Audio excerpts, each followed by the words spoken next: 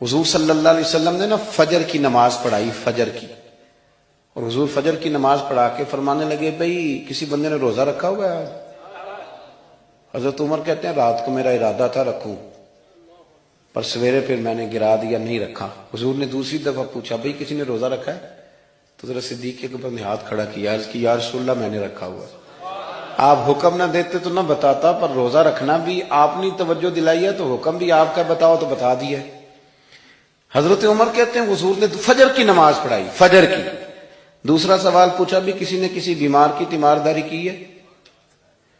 تو حضرت عمر کہتے ہیں میں نے فٹافٹ عرض کی یا رسول اللہ ابھی تو نماز فجر پڑھی ہے، تو اب گھر جائیں گے تو تیمارداری کریں گے۔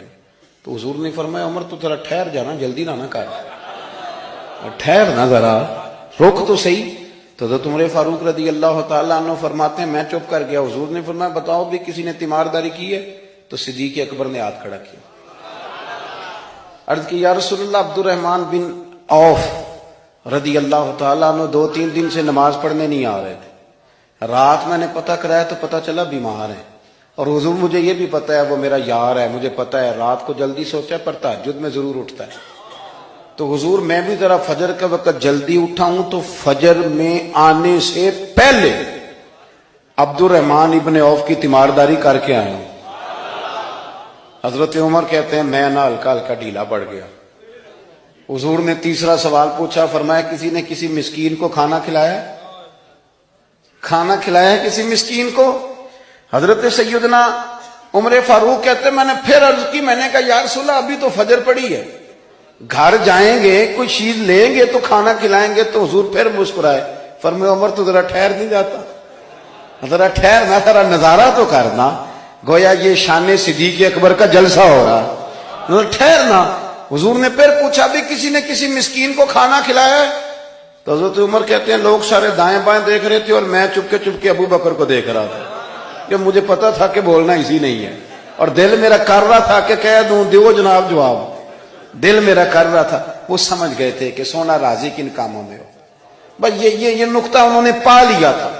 حضور نے فرمایا بتاؤ کسی مسکین کو روٹی کھلائی ہے؟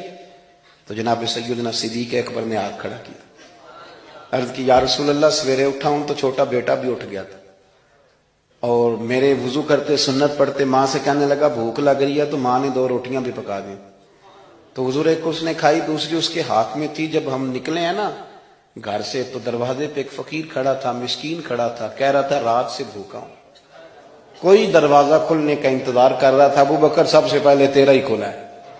تو حضور میں نا اس مسکین کو ایک روٹی کھلا کے آیا ہوں۔ حضرت عمر فاروق کہتے ہیں میں نے گردن جھکا لی، اور میرے رسول کریم نے فرمایا اے اللہ میرے ابو بکر پہ رحم فرما، اللہ میرے ابو بکر۔ وہ سمجھ گئے تھے، مزاج شناست سمجھ آ گئی تھی کہ حضور کن باتوں میں، اور نا اپنے اوپر وہ سارا کچھ طاری کر لیا تھا انہوں نے، طاری، ان کی ادائیں بالکل ڈھل گئی تھی نبی پاک کی اداؤں۔ 3 دن وہ غار ثور میں رہے تو ہمارے صوفیاء فرماتے ہیں کہ ان پر تجلیاں بھی پڑی محبوب کی معرفت کی۔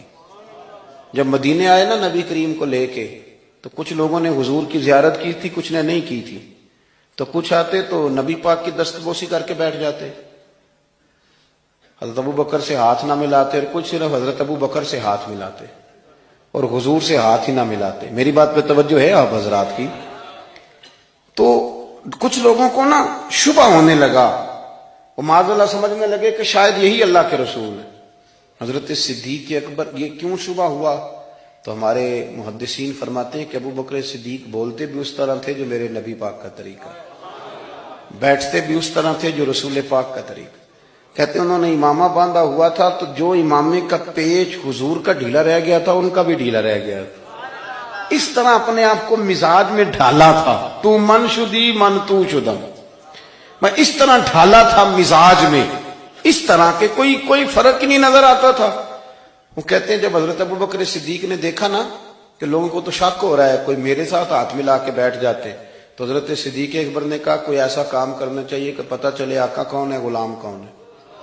اٹھے، کندھوں پہ چادر تھی، وہ اتار کے نا تو حضور پہ سایہ کر دیا، لوگوں کو پتہ چل گیا کہ سایہ کرنے والا کوئی غلام ہے، اور جس پر سایہ کیا جا رہا ہے وہ آقا ہے۔